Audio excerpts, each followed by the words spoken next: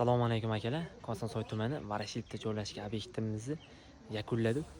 Oldingi postlarimizda qo'yib borgandim. Bu katespat qurilgan 124 kvadrat.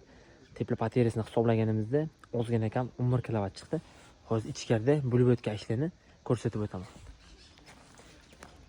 Topli pol radiator, ko'hna sanuzel montajlarni qilib berganmiz. Kirganda birinchi xona mehmonxona. Bu xona uchun radiatorga chornovoy montaj ishlarini qilib bergan. Отделкалар bitgandan keyin panelni radiatorlarni qo'yib beramiz. Patollar polni vinovata bo'ladigan bo'ldi.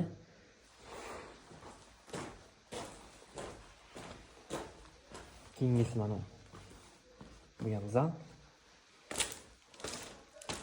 Topli pol qilib berganmiz. Chekini 15 ta topli pol shtankalarimiz. Pix. Tarafavoy devor bir tomon bo'lganligi uchun topli pol o'zi bu xonaga kerak bo'ladigan issiqlik vatni beradi. Keyingisi ko'hna.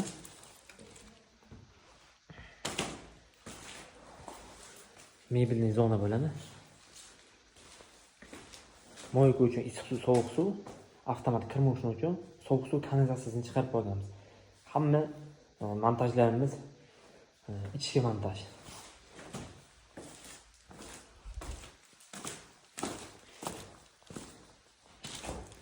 Sanuzelni ko'rsatib o'taman.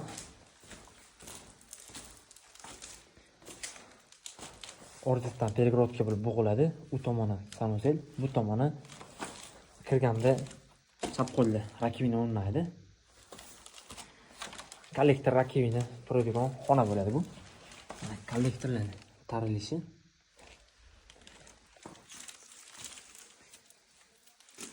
Keyingisi kattalar uchun yotoqxona. Bu xonaga ham 50 radiatorga chornovoy joy chiqarib bergan. Gaza bo'lov bo'lganligi uchun devorimiz taxtadan tashlab qo'yganmiz. Radiator loshkalarni ilishlik uchun. Sanuzelimizni issiq suvni boiler sistema qilib berganmiz. 225 lik turba tortib resirkulyatsiya bo'ladi. Hammasi montajni suv o'rtasida bikilib ketgan. Turbasini ko'rishing mumkin. Keyingi xonaga bagaj apparatga radiator turbani ketishi. Yosh bola uchun yotoqxona. Bu xonaga ham 40 ta bir qirg'ili radiatorga joy tashlab bergan.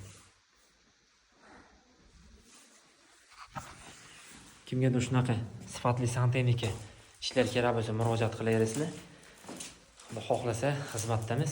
Shu ko'rib turgan obyektivniga santexnika materiallari 11 million so'm plus minus material ketdi. Videoyimiz manfaatli bo'lgan bo'lsa like bosib, yangi qurilish qilayotgan, o'y solayotgan tanishini jo'natib qo'yinglar.